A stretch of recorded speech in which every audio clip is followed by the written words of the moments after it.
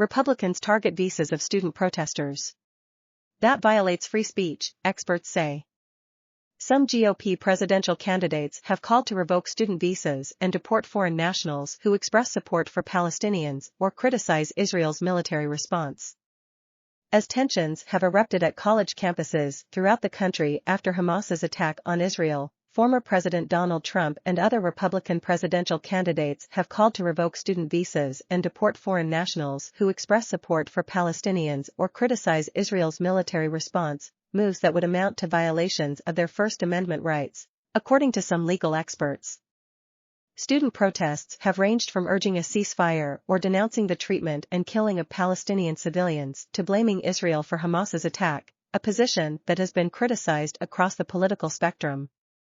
Some Republican candidates have not differentiated the protests in their comments, generalizing protest participants as supporting Hamas. Trump, the dominant polling leader in the GOP race, said this week that if he is returned to the White House, his administration would revoke student visas of radical, anti-American and anti-Semitic foreigners. Florida Governor Ron DeSantis, Republican, also expressed support for deporting international students who he deems supportive of Hamas, saying, "You don't have a right to be here on a visa. You don't have a right to be studying in the United States." In a radio interview the same day, Senator Tim Scott, Republican, South Carolina, said of student protests, "If any of those students on college campuses are foreign nationals on a visa, they should be sent back to their country." The proposals reflect the determination by much of the GOP field to stake out increasingly hardline stances against many Muslim immigrants and in support of Israel, with candidates saying the United States should not accept any refugees from Gaza, where Israel has cut off electricity, food and fuel in response to Hamas's deadly attack. The scrutiny on students and their response to the war triggered by Hamas's strike also reflects the inclination by many Republicans to direct criticism toward universities and campus communities they have frequently clashed with on cultural issues.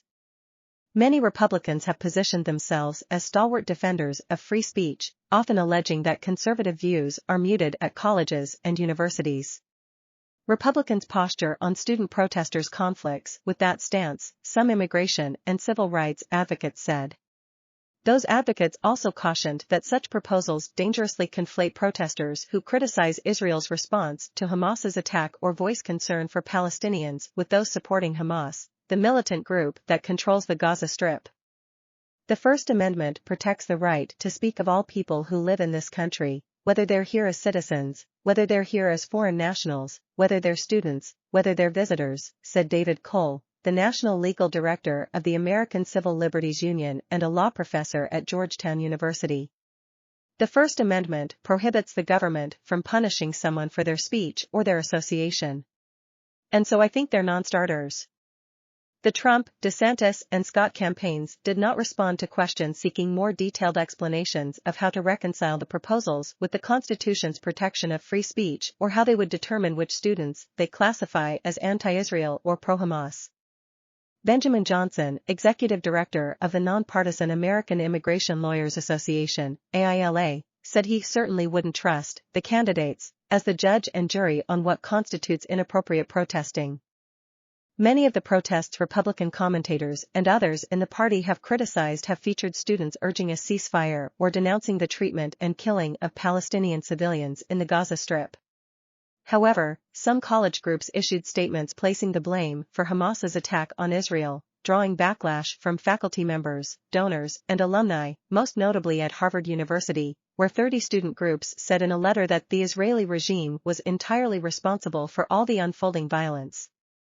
A large number of the demonstrations have been organized by campus chapters of Students for Justice in Palestine, an organization that says it seeks to empower, unify, and support student organizers as they push forward demands for Palestinian liberation and self-determination on their campuses. The National Students for Justice in Palestine group celebrated the Hamas attack in a social media post, calling it a historic win for the Palestinian resistance. The organization did not respond to an interview request. The proposals from the GOP candidates are welcome to some conservative voters such as Ruth Wagner, a retiree from Marion, Iowa, who attended a town hall for former UN Ambassador Nikki Haley on Friday. Wagner, who is still deciding whether to support Haley, Trump, DeSantis or Scott in the GOP race, said she is absolutely for the student visa revocations. They should be considered terrorists and they should go home, Wagner said. When asked whether international students advocating for a ceasefire should face deportation, Wagner said, "They're on shaky ground, but if they support Hamas, they should be gone, period." Some attendees at the same event took a different view. "They're not to blame. It's not the students' fault," said Marla Wessel, a self-described Haley supporter. "They're protesting for what they believe in. I just don't think the students should be deported unless it gets more violent, unless they find somebody that's infiltrated." Robert McCaw, director of the Government Affairs Department at the Council on American Islamic Relations, the nation's largest Muslim civil rights and advocacy organization, said the proposals to revoke student visas should be viewed through the context of recent historical discrimination against Muslim communities, citing the national security entry-exit registration system created after the 9/11 terrorist attacks and the Trump administration's ban on travel from several Muslim-majority countries. "We've already seen elected officials and media miscategorize pro-Palestinian, pro-human rights rallies as being in support of violence, instead of opposing it, since the war began," McCaw said. "This mischaracterization has led to the silencing of potential Muslim voices that would want to speak out on this issue but fear retaliation at school or in the workplace." Before the war, polling suggested a generational and ideological divide in how Americans view the Israeli-Palestinian conflict. A Gallup survey this year found that the percentage of Americans sympathizing more with Israelis than Palestinians is solidly positive among older generations, but that millennials are now evenly divided. According to a recent Quinnipiac University poll conducted after the war began, voters 18 to 34 disapproved of the United States sending weapons and military equipment to Israel in response to Hamas's attack, by a margin of 51% to 39%, whereas every other age group approved. The Gallup poll found Democratic sympathies in the Middle East now lie more with the Palestinians, 49%, than the Israelis, 38%. In contrast, 78% of Republicans sympathize more with the Israelis, while 11% side with the Palestinians. The overwhelming majority of Republicans are very sympathetic to Israel and very supportive of Israel's right to exist peacefully with its neighbors, Republican pollster Whit Ayres said. That's especially true among evangelical Christians, who form such an important component of the Republican primary.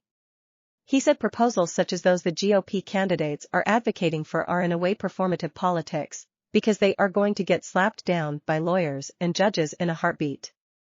In an interview with Fox News Radio's Guy Benson, DeSantis claimed that college students are falling all over themselves to try to glorify Hamas terrorists, arguing that we need to reorient academia so that it is not trying to impose radical ideologies on the students.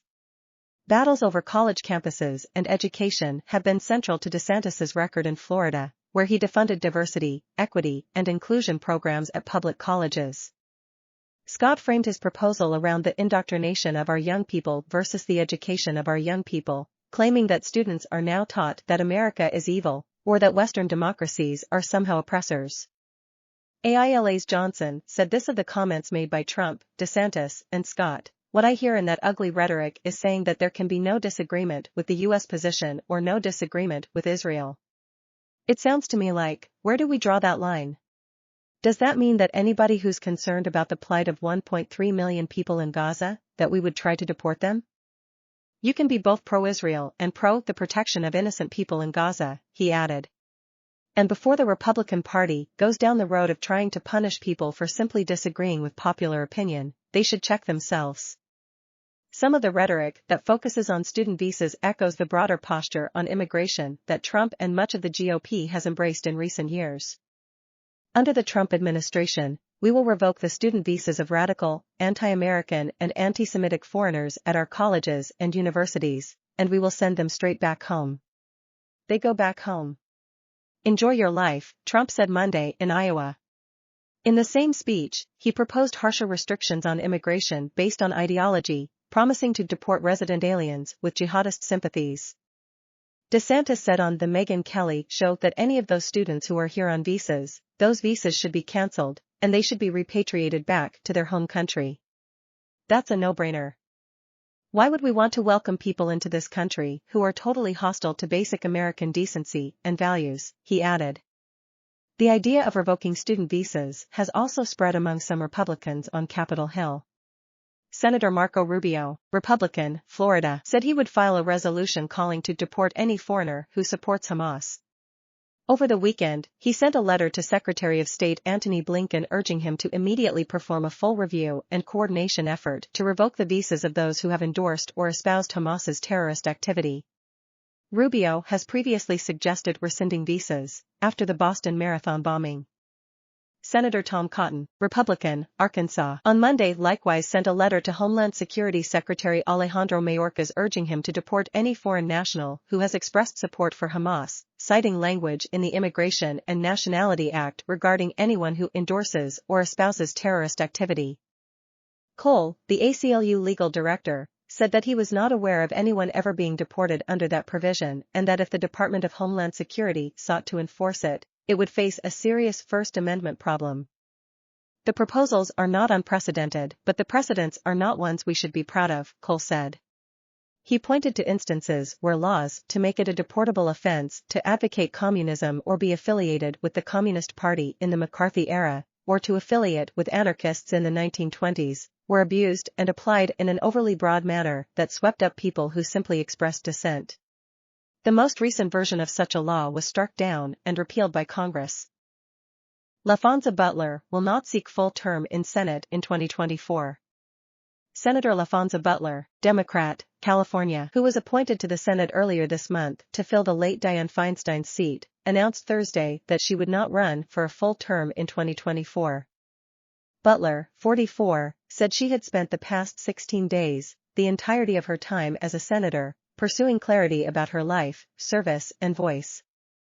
I've always believed elected leaders should have real clarity about why they're in office and what they want to do with the responsibility and power they have, Butler wrote in posts on X, formerly known as Twitter.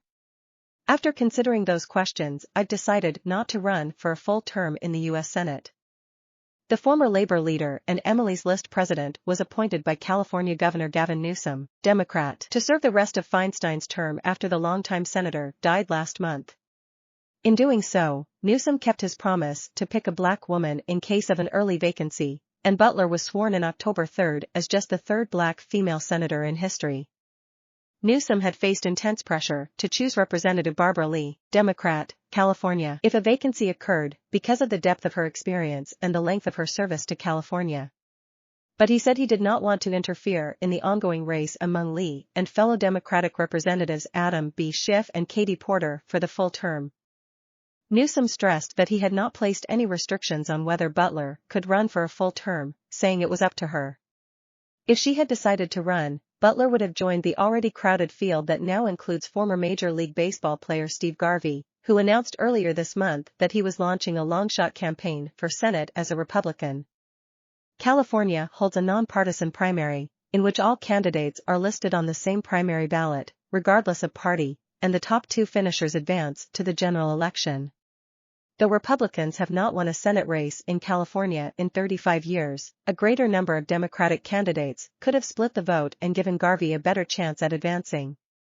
Knowing you can win a campaign doesn't always mean you should run a campaign, Butler said Thursday. I know this will be a surprise to many because traditionally we don't see those who have power let it go. It may not be the decision people expected, but it's the right one for me. Butler said she would serve the remaining 383 days of her term with every ounce of energy and effort that I have. When Butler was sworn in, Senate Majority Leader Charles E. Schumer, Democrat, New York, noted that she was the first openly lesbian senator from California and the first openly LGBTQ senator of color. Today the Senate takes another step towards fully reflecting our vibrant democracy, Schumer said then. Maeve Reston and Annabelle Timsit contributed to this report. Pence campaign sputters amid money troubles, staff cuts, and low enthusiasm. 4 months after launching his campaign, a struggling candidate who once sat a heartbeat away from the presidency is now at a difficult crossroads. Concord, New Hampshire. When Mike Pence walked up last week to the storied New Hampshire office where presidential candidates file paperwork to appear on the ballot, cameras clicked, reporters shuffled after him and he smiled. No one cheered. One family who was standing in the hallway had filled in behind him, and when he saw the children holding American flags, he remarked, "You really draw a crowd."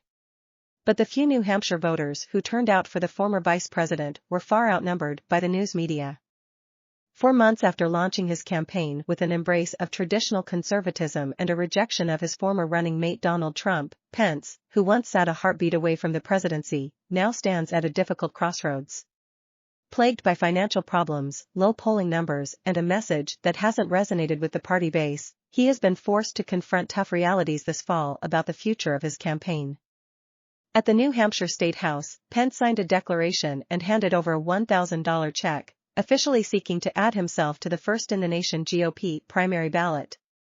Pence told reporters he is a small-town guy from Indiana seeking the nation's highest office and the best to lead his party. He took questions about his former running mate's recent statements, his campaign's troubled financial state, and the chance he might not qualify for the third debate next month.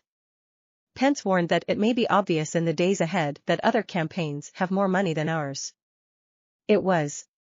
Days later, his latest campaign finance filings showed he'd raised $3.3 million and spent almost the same amount in the third quarter of the year. His campaign also ran up a debt of $620,000, and Pence gave $150,000 of his money to the effort. The Pence campaign has also made some cuts to staff, according to a person familiar with the decision who spoke on the condition of anonymity to talk candidly about a move that has not been announced publicly. Those changes come as Pence has consistently struggled to gain traction in recent months in both polling and fundraising. The extent of the cuts was not immediately clear. Pence campaign spokesman Devin O'Malley declined to comment. It's not clear whether Pence will reach the threshold of 70,000 unique donors to qualify for the third debate, which will be in Miami on November 8. It's not about money, it's about votes, Pence told reporters in Concord. Polling shows that votes for Pence are also in short supply. Pence runs behind Trump, Florida Governor Ron DeSantis, former UN Ambassador Nikki Haley, and entrepreneur Vivek Ramaswamy, according to most polls, trailing with a single-digit percentage support. All of the candidates have struggled to make up for Trump's dominating lead. In New Hampshire, Pence polls at 2%, according to a recent CBS News/YouGov poll. His campaign is betting heavily on a strong performance in Iowa, where Pence is seeking to connect with evangelical voters who form a crucial voting bloc. The day after the filing in New Hampshire, Pence spoke at the First-in-the-Nation Summit in Nashua, where every candidate but Trump had made their pitch. Pence, the last to speak, had smiled and shook hands with a few of the audience members as he walked through the main hall. But as he left, the event staff was already stacking chairs and attendees were bidding farewell, some not even registering that the former vice president was feet away with a small entourage in tow. At small-scale events with few attendees compared with other candidates, Pence has sought to distance himself from his former running mate. While he says their administration helped business grow, protected the border and put money back in Americans' pockets, he tells voters that he can provide the most conservative leadership for the party. He has also hinted at the former president's fixation on relitigating the last election. And that message has appealed to some, to an extent. Chris Clark, an Iowa caucus goer at a Pence meet and greet this month, said he was considering the former vice president, but he said he liked DeSantis a little bit more. He had grown tired of Trump's rhetoric claiming falsely his 2020 election was stolen, and DeSantis was a fresh face. Pence has yet to make noticeable progress in a party staunchly backing the former president, who has called him delusional and not a very good person.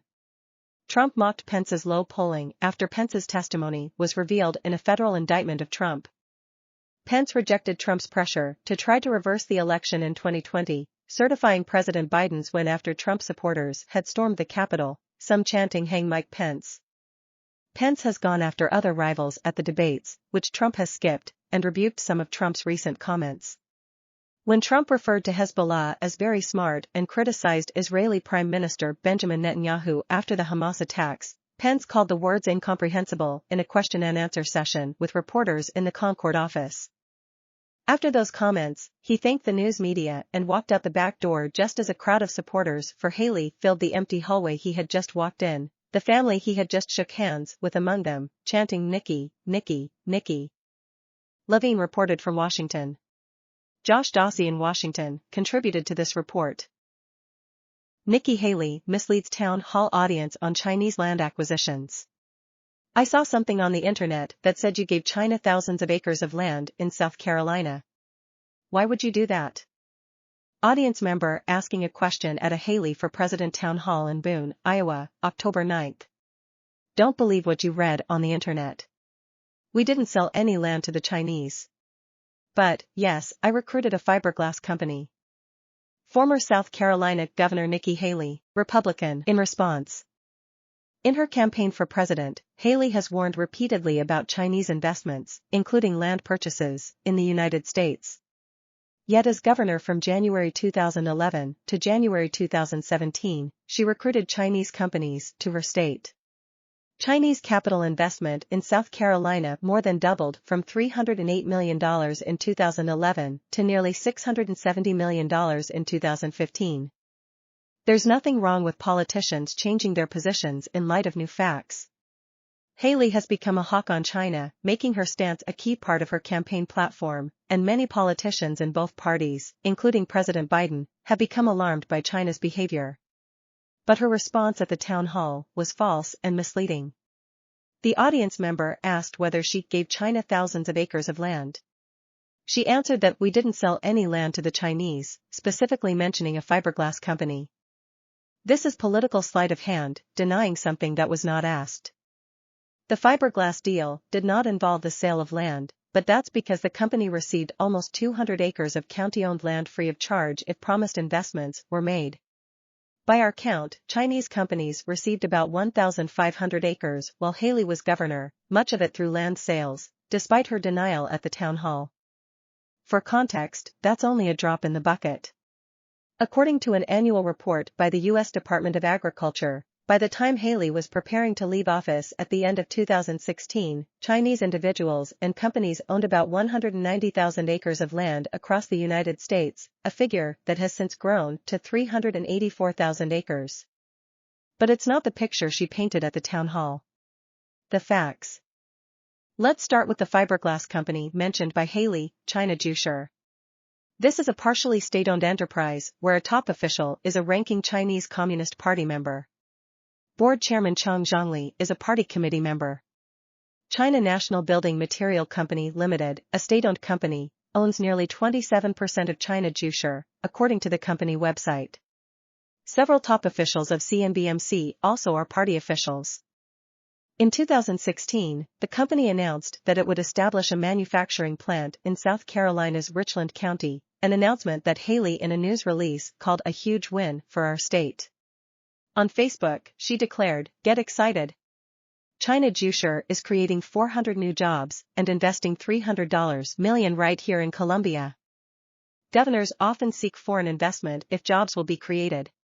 There is not a governor in this country or a state in this country that hasn't worked to get Chinese business in their state somewhere," Haley said at the town hall, defending the deal. There's not a household in this country that doesn't have Chinese products in it. But there is a difference between focusing on something that's going to hurt our national security and focusing on whether I brought a fiberglass company to South Carolina. But an important incentive here was a grant of land.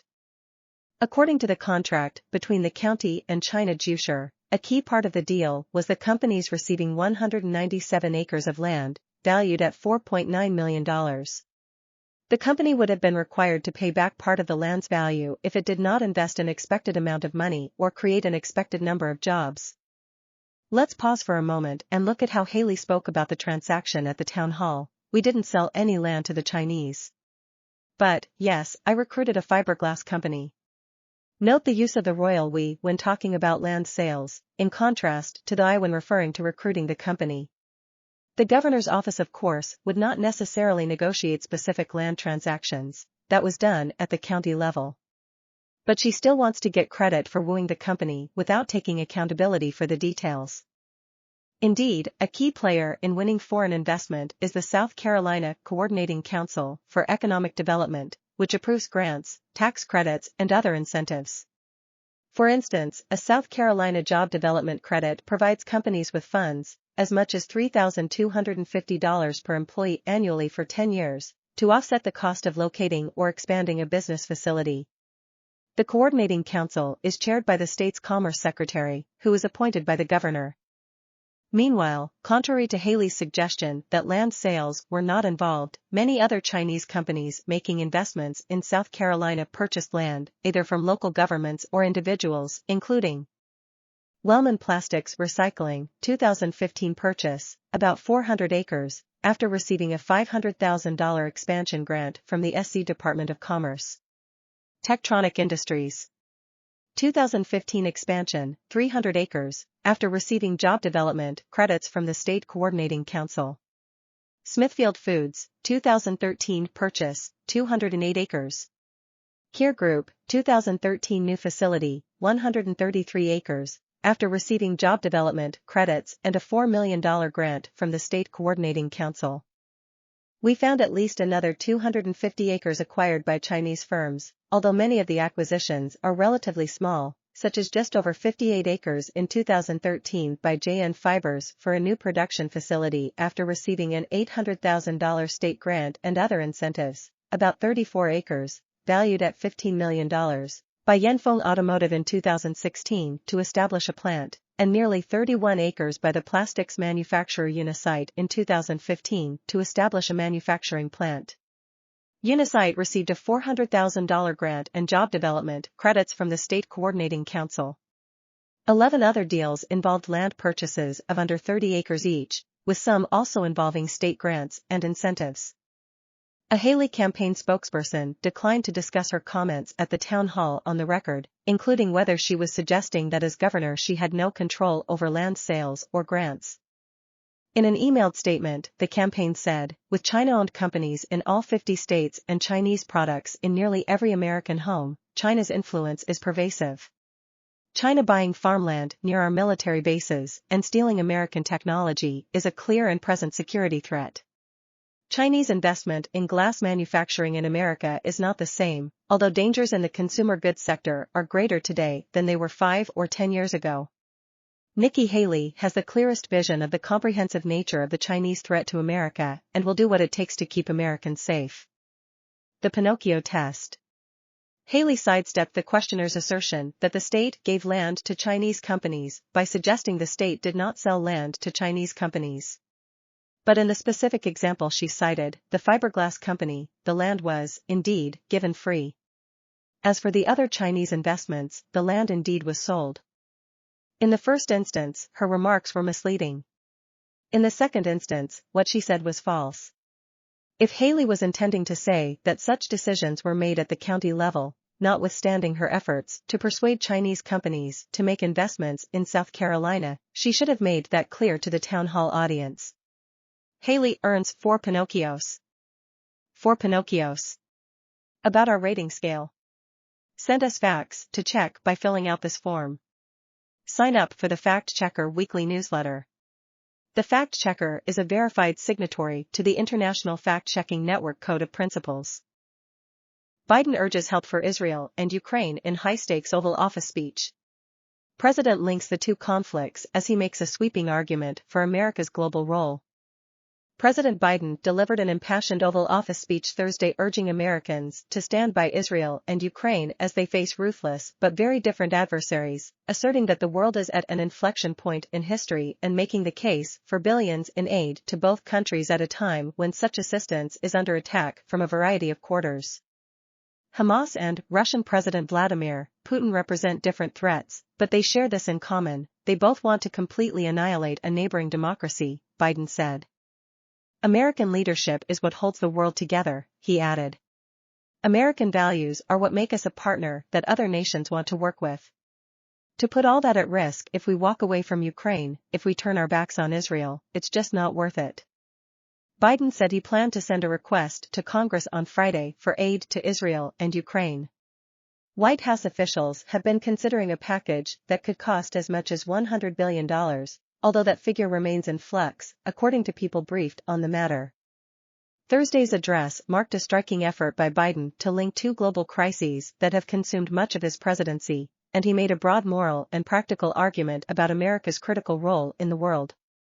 History has taught us that when terrorists don't pay a price for their terror, when dictators don't pay a price for their aggression, they cause more chaos and death and more destruction, Biden said. And the cost and the threats to America and the world keep rising.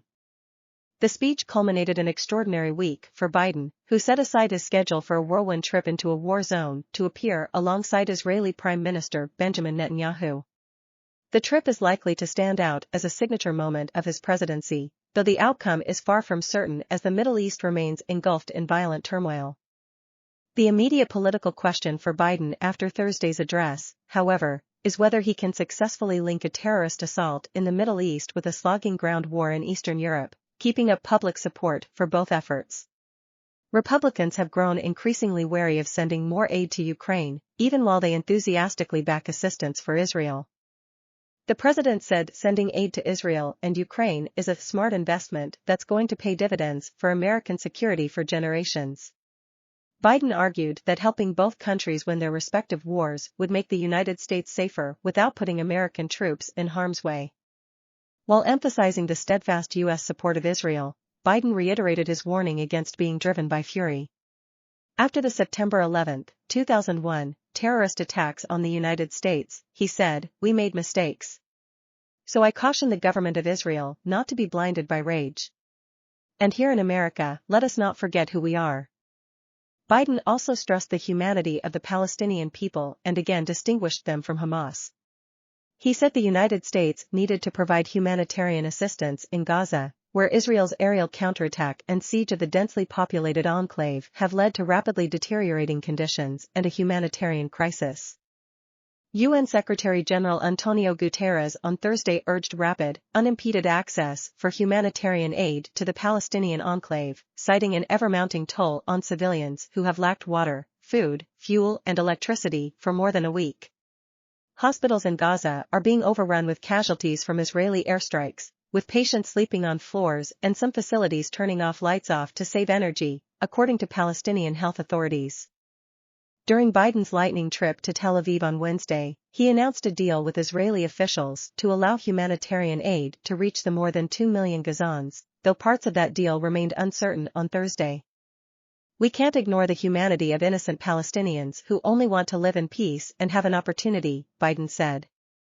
"The people of Gaza urgently need food, water and medicine. We're going to provide an opening for sustained delivery of life-saving humanitarian assistance for Palestinians." The president warned against anti-Semitism and Islamophobia, citing the death of a 6-year-old Palestinian-American boy in Chicago this week who was stabbed to death by his landlord in an incident being investigated as a hate crime. In recent days, both Jewish and Muslim groups in the United States have reported an increase in attacks. "We must, without equivocation, denounce anti-Semitism," Biden said. "We must also, without equivocation, denounce Islamophobia." In the hours before the speech Thursday, Biden called Ukrainian President Volodymyr Zelensky to reassure him that Kyiv would continue to receive America's backing. The portion of the aid package going to Israel would be aimed at strengthening the country's Iron Dome air defense system, Biden said. The United States has already positioned 2 aircraft carriers and their escort ships near Israel and sent thousands of soldiers and Marines to staff them, driven by concern that the conflict could flare into a broader regional war. Biden's effort to link the two conflicts is likely to face immediate challenges. He will have to overcome resistance from a significant number of House Republicans who have been agitating to slash aid to Ukraine, in some cases, to nothing. America, they argue, has little at stake in a faraway war between 2 remote countries, and the money would be better spent on such uses as securing America's southern border. Those lawmakers, many of them among the chamber's most conservative, have wielded increased influence in recent months while pushing out Representative Kevin McCarthy, Republican, California, as House Speaker and seeking to install a leader more friendly to their agenda. Any Biden request to Congress will now encounter a House in disarray as Republicans struggle to unite behind a new Speaker. GOP leaders had considered a proposal to expand the powers of interim Speaker Patrick T. McHenry, Republican, North Carolina, so the chamber can resume functioning. But that proposal lacked majority support, and for now the House lacks a mechanism to pass any legislation. Public support for Ukraine is also slipping.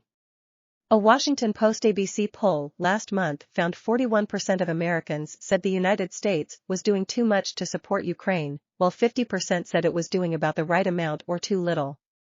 Among Republicans, however, 59% said the United States was doing too much to aid Kyiv. Reflecting that dynamic, Biden spent a good portion of his address warning about the risks of abandoning Ukraine to Putin's aggression.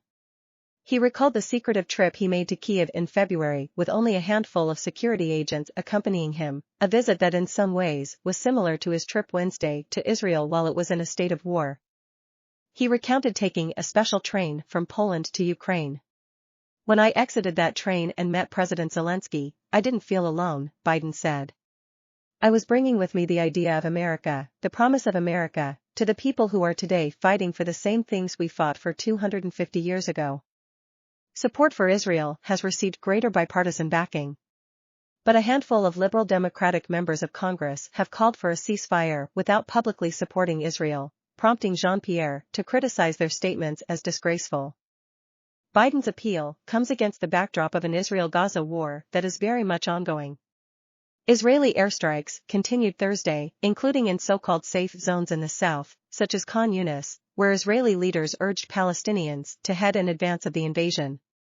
At least 1,400 people in Israel have been killed and more than 4,500 injured since the unprecedented cross-border Hamas attack on October 7, Israeli authorities have said, when militants hunted down and attacked civilians. Palestinian officials have said that 3,785 people in Gaza have been killed and more than 12,400 wounded in the airstrikes that Israel has launched in response.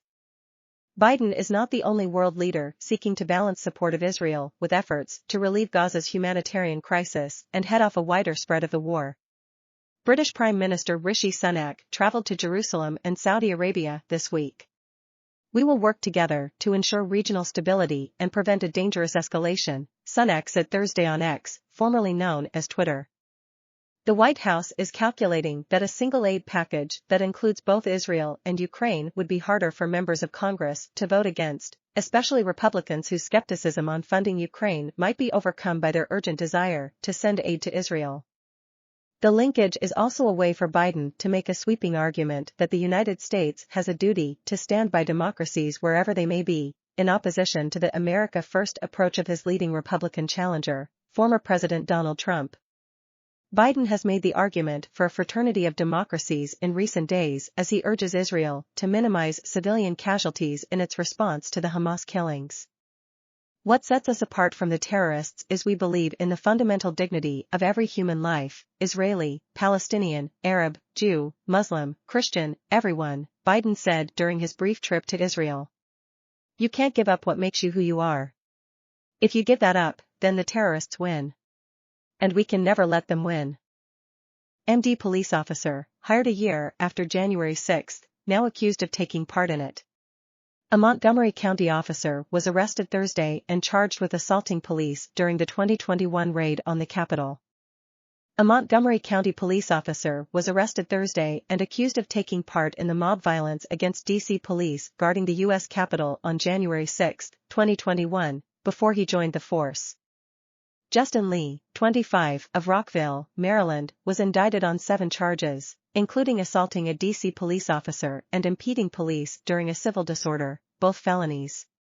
He applied to join the Montgomery County Department in July 2021, police spokeswoman Eric D. Goff said, and was hired in January 2022.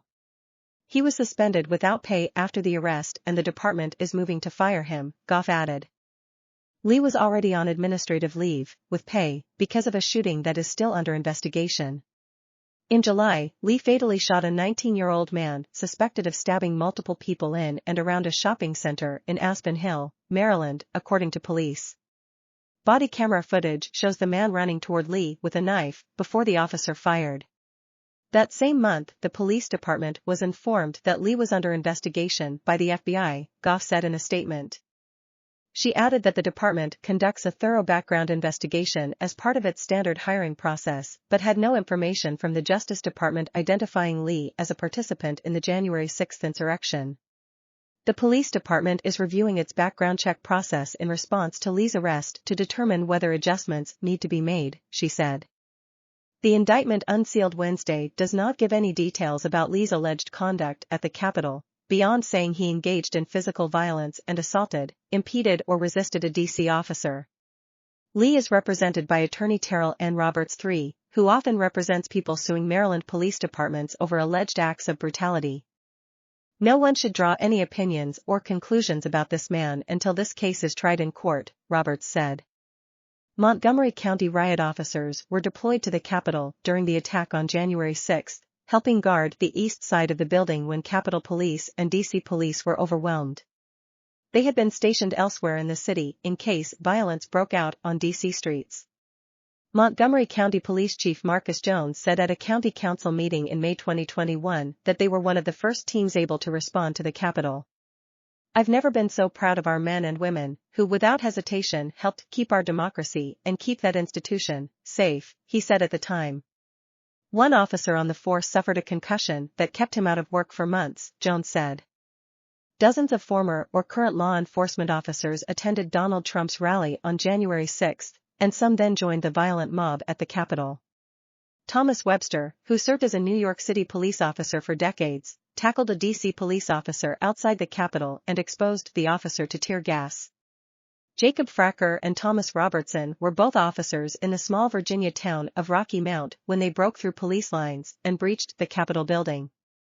A California police chief turned yoga instructor was convicted of obstruction of Congress.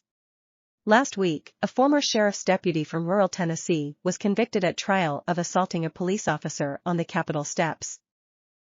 Biden, in Israel, hits notes of loyalty, emotion, and caution. In an extraordinary moment, an 80-year-old president flies into a war zone. In an emotional speech carried live across Israel and around the world, President Biden sought to embody America's ties to the Jewish state with his own presence, channeling empathy, anger, profound loss, and bracing optimism. He reached deep into history, recounting the timelessness of Moses and lessons from the Torah, and he referenced more recent events, noting how the September 11, 2001, attacks triggered shock, pain, rage, and all-consuming rage among Americans. It was an extraordinary moment in Biden's tenure, as the 80-year-old president landed in the midst of a region torn by violence and chaos in an effort to showcase America's loyalties, warn hostile actors and, perhaps, underline his own fitness as commander-in-chief. He even reached into his own lengthy biography. 50 years ago, the young Senator Biden was meeting with Golda Meir, the Israeli prime minister, and they were posing for pictures after she had shown him maps intended to demonstrate Israel's vulnerability on the precipice of the Yom Kippur War. She said to me, "Why do you look so worried, Senator Biden?" Biden recalled in a story he's repeated often. And I said, "Worried? Like, of course I'm worried." And she looked at me, she said, "We don't worry, Senator. We Israelis have a secret weapon, we have nowhere else to go." Biden turned back to the present. "Today, I say to all of Israel, the United States isn't going anywhere either. We're going to stand with you. We'll walk beside you in those dark days. We'll walk beside you in the good days to come, and they will come." It was a remarkable moment at a remarkable time. Biden is the first American president to visit Israel at time of war. There were unusual security challenges, with reporters asked not to disclose real-time locations and with air raid sirens blaring over Tel Aviv minutes after Biden's plane departed Wednesday evening. He was originally supposed to fly to Jordan and meet with Arab leaders, but that leg of the trip was cancelled after a blast rocked the Al-Ali hospital in Gaza, prompting angry protests in the Arab world. Biden's aides saw the trip in part as a rebuttal to questions about his age. He was born about 6 years before the country of Israel and recounts events from 5 decades ago, and as a way to showcase the strengths of a president who prides himself on his foreign policy know-how. The president's trip also provided a split screen that Biden's supporters hope plays in his favor. On Wednesday, House Republicans again devolved into chaos after failing to elect a House Speaker, and Biden's leading 2024 opponent, Donald Trump, was in a trial over fraud allegations. Biden, after an overnight 10-hour flight, was in the country for less than 8 hours before a long flight back to Washington. The whirlwind visit had some of the hallmarks of his surprise trip to Kyiv earlier this year, when he sneaked into the war-torn country in the middle of the night and was in the city when an air raid siren went off. It was also reminiscent of his trip last month to India and Vietnam, when he circumnavigated the globe in 4 days. Such trips can test the stamina of aides and reporters half his age, and Biden, too, sometimes appears to feel the impact. On Wednesday, his memory seemed to lapse as he recalled one of his most frequently cited quotes, which he attributes to Secretary of State Antony Blinken. He wrote a line that I think is appropriate, Biden said. He said, "It's not, we lead not just, well, I won't go into it. I'll wait until later. I'm taking too much time." Shortly after, he found the phrase, "It's just not the example of our power, it's the power of our example." The Israel trip allowed Biden to showcase the power of the American presidency in dramatic fashion.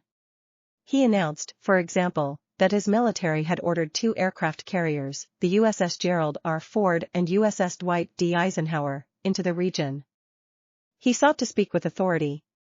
"I've made wartime decisions. I know the choices are never clear or easy for the leadership," he said. "There's always costs. But I caution this, while you feel that rage, don't be consumed by it." Other portions of the trip were quintessential Biden. He quoted an Irish poet, William Butler Yeats. He referenced a Hebrew saying, though not in the original, "I'm not going to attempt to do it, because I'm such a terrible linguist." He spoke of the difficulty of losing a loved one, as he often does, but with added context for a Jewish audience. "I know you feel like there's that black hole in the middle of your chest. You feel like you're being sucked into it," Biden said. "The survivor's remorse, the anger, the questions of faith in your soul. Staring at that empty chair, sitting Shiva. The first Sabbath without them." He met Israeli first responders and families affected by the Hamas attack, something that Netanyahu has faced criticism for being slow to do. "God love ya," he told one survivor. He also met a young woman who had saved people in her kibbutz and hugged her after hearing her story through an interpreter. At one point, Biden could be heard recounting the story of a car accident that killed his first wife and their daughter and injured their 2 sons. He whispered throughout. He met with Inbal Lieberman, a 25-year-old woman who, as head of security, helped to organize the successful defense of her kibbutz. He met a retired general, Noam Taiban, who drove south to save his son, Amir, and many others in their community. Netanyahu effusively welcomed Biden, greeting him at the airport and embracing him on the tarmac. "I want to thank you for coming here today and for the unequivocal support you've given Israel over these trying times," said Netanyahu, whose relations with Biden have not always been friendly. "We see your support and your steadfast commitment to provide us with the tools we need to defend ourselves." Biden sought to use his presence, and America's prestige, to urge Israel to minimize civilian casualties. During a refueling stop at Ramstein Air Base in Germany, he made a rare trip back to the press cabin and told reporters that he had made progress on a 30-minute call with Egyptian President Abdel Fattah el-Sisi. Egypt, he said, was going to help facilitate sending 20 trucks with humanitarian aid into Gaza. Biden cast the news as a capstone to the trip, recounting that there had been a lengthy debate about whether he should make the visit in the first place, with fears of potential failure. "Not many people thought we could get this done. And not many people want to be associated with failure," he said. "Had we gone and this failed, then, the United States failed, the Biden presidency fails, etc. Which would be a legitimate criticism. I thought it was worth taking the chance to get it done," he said. "I came to get something done. I got it done." Tyler Pager contributed to this report. A previous version of this article said that President Biden could be heard recounting a story of when his wife and children were injured in a car accident. Biden's first wife and their daughter were killed in the accident, and their 2 sons were injured. The article has been corrected. Haley threatens to overtake DeSantis as Trump alternative, sending sparks flying. Escalating frictions between the 2 candidates vying for a distant second behind Trump are playing out before voters on the campaign trail and behind closed doors with wealthy donors. Nikki Haley is increasingly threatening to supplant Ron DeSantis as the principal GOP presidential rival to Donald Trump, escalating frictions between the 2 candidates that are playing out before voters on the campaign trail and behind closed doors with wealthy donors. While DeSantis held an advantage over other non-Trump candidates for much of the year, his support has eroded and Haley's has climbed, according to interviews with voters, strategists, and a review of early state polling, putting them in a contentious battle for a distant second place. Their teams circled one another at a recent private donor summit in Dallas, where they charted their respective paths before potential financial backers, many of whom have been skeptical about the ability of either to beat the former president. In the past few days, in the midst of the war between Israel and Hamas, the two candidates have tussled over their contrasting positions, both past and present, on U.S. policy in the Middle East and how to help refugees fleeing war-torn regions. DeSantis courted voters Thursday in Haley's home state of South Carolina, where she is leading him in the polls, before they crossed paths Friday in Iowa, where the Florida governor is anchoring his candidacy and has built a much larger footprint. The intensifying competition was evident in Iowa, where some voters said they had moved to Haley from DeSantis, and the two appeared at a multi-candidate event. Both focused on foreign policy, avoiding direct shots at each other in their remarks. Haley's campaign on Friday released a video labeling him desperate for attacking her, and when asked by a voter about her stance on accepting refugees from the Middle East at a town hall in Pella on Saturday, she used the opportunity to criticize DeSantis. God bless Ron DeSantis, because he continues to try and bring up this refugee situation. He has said that I want to take Gazan refugees. I have never said that, Haley said.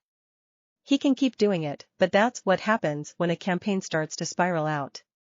For the first time since making a small expenditure against Haley in April, Never Back Down, a super PAC supporting the Florida governor, invested significant money on the airwaves in recent days opposing Haley, echoing comments DeSantis has made publicly.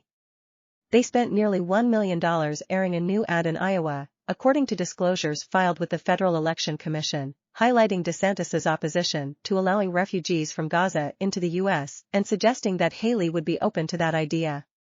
The ad misconstrued Haley's remarks in a recent CNN interview, and her campaign underscored that she is opposed both to providing U.S. aid to Gaza and to sheltering Gaza refugees in the U.S.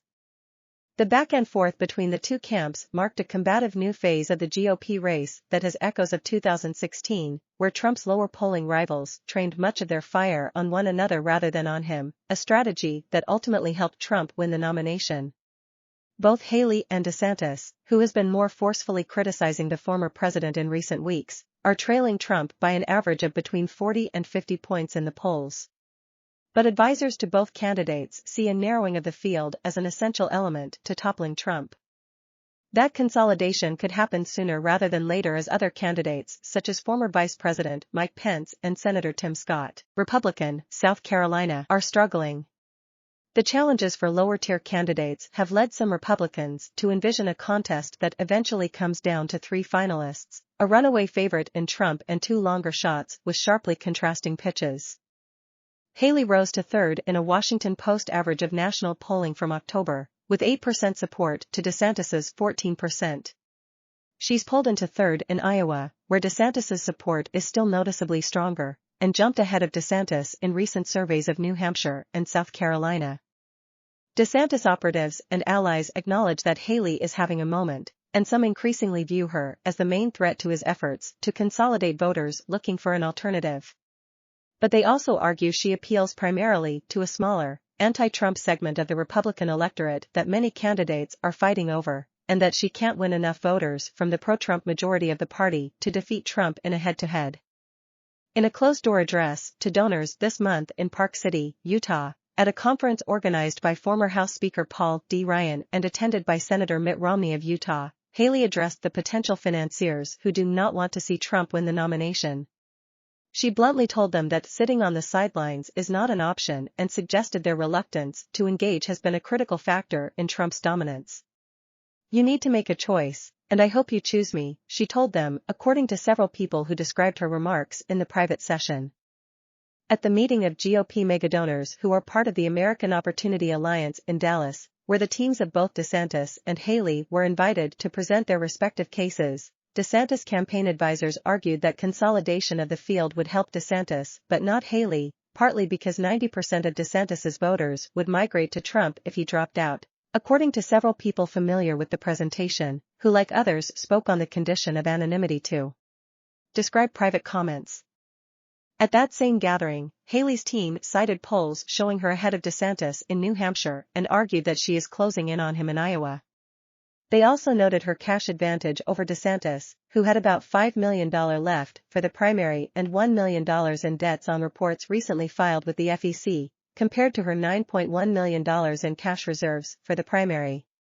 Haley's advisors told the donors at the Dallas meeting that the GOP contest is a two-person race between one man and one woman, according to people familiar with the presentation.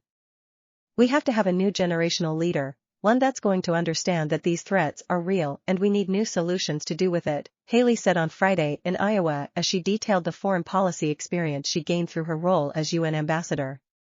"I'm the only one running for president that can tell you I have delivered on 100% of my promises. Everything I told the people in Florida I will do, I've accomplished," DeSantis said at the same event. Different paths to power. DeSantis, 45, and Haley, 51, both represent a new generation of leadership in the Republican Party, but they have charted different paths to power. Haley, a conservative former South Carolina governor who has long appealed to the foreign policy hawks as well as moderates in her party, even as she has embraced some polarizing positions, has campaigned on her ability to find consensus on difficult issues such as the handling of the Confederate flag in her state and abortion. DeSantis, by contrast, has relished his role as a bomb-throwing firebrand in Florida, continually running to Trump's right on many issues in his quest for the nomination. Both were once allies of Trump, who endorsed DeSantis in his first tough race for governor of Florida and chose Haley as his ambassador to the United Nations. Haley has a more complicated history with Trump, criticizing and opposing him when he ran in the 2016 GOP primary before joining his administration the following year. She later said she would not run against the former president, but ultimately decided to do so. During the first debate, which Trump skipped, Haley called Trump the most disliked politician in America, drawing some boos. "We can't win a general election that way," she added. Haley is now drawing the DeSantis camp's attention after flying under the radar for much of the race. She and her team have criticized DeSantis off and on throughout this year, faulting his efforts to punish Disney, for example, or suggesting that he is a Trump imitator in a fall campaign memo. Trump has branded both candidates with disparaging nicknames. In a sign of Haley's rising influence, he has gone after her more in recent weeks than he had before. As recently as July, a DeSantis campaign memo was more focused on Scott than Haley. At a Never Back Down briefing with donors just ahead of the first GOP debate, strategist Jeff Rowe said entrepreneur Vivek Ramaswamy could become a problem and that the super PAC was spreading opposition research on him. The DeSantis camp hopes growing scrutiny of Haley will take a toll. At the same time, they publicly reject the notion that Haley is threatening to eclipse DeSantis, insisting that they are merely drawing out key policy contrasts between the two candidates' records just as they have done with other candidates. Ron DeSantis will always stand up against dangerous ideas and in support of Israel, DeSantis campaign spokesman Andrew Romeo said in a statement Friday. That doesn't change the fact that this is a two-man race for the nomination. The DeSantis campaign and its allies are drawing attention to Haley's past statements on refugees, pointing to her initial support for resettlements as governor of South Carolina and her opposition in 2015 to Trump's proposed ban on Muslim immigrants. The attacks do not note her 2015 opposition to refugees from Syria and loyalty to Israel as UN ambassador. Nikki Haley has a history of weekly flip-flopping on critical issues and so far, she has never had to defend her actions, said Kristen Davison, Chief Operating Officer of Never Back Down. She's provided an opportunity with her own missteps to fully expose her record versus her rhetoric. She will not be able to survive that. The Haley campaign said the attacks from DeSantis and his allies were proof of her ascent. Nikki has a long and strong record of taking on Hamas and standing up for Israel. Since announcing, DeSantis insisted it's a two-man race between him and Trump. As his fundraising and poll numbers plummet, he's lobbing false attacks at Nikki because he knows it's a two-person race, Nikki and Trump, her spokeswoman Olivia Perez-Cubas said in a statement. In Iowa on Friday, DeSantis spoke of the ties between Israel and Florida, and touted his role in organizing flights out of the country. Haley highlighted her foreign policy experience, recalling telling Israeli Prime Minister Benjamin Netanyahu to finish them, when speaking about the threat posed by Hamas, and participating in hostage negotiations. Both received standing ovations, with many in the audience sporting black and gold Iowa Hawkeyes jerseys. Haley's aides recently accused DeSantis and his allied super PAC of lying about her record, pointing to fact checks that rated claims by Never Back Down as false. In an October 15 interview with CNN, Haley had questioned why Arab countries weren't doing more to help innocent Palestinians, and she had argued that many Palestinians in Gaza want to be free from this terrorist rule of Hamas. But her campaign underscored that Haley opposes taxpayer dollars for Gaza just like she did when she helped eliminate it at the UN. The money is too easily diverted to Hamas and is not a good use of tax dollars. Arab countries should step up if they want to help Palestinians as much as they claim. Voters eyed both Haley and DeSantis. While DeSantis and his allied super PAC have built a larger ground presence in Iowa, a state Haley is seen as weaker in compared to New Hampshire and South Carolina, voters in the Hawkeye state have taken notice of Haley. Iowa voter Karen Skovgaard, who plans to participate in the Republican caucuses and calls herself a moderate, said she was impressed with Haley's demeanor, her ability to take charge of things.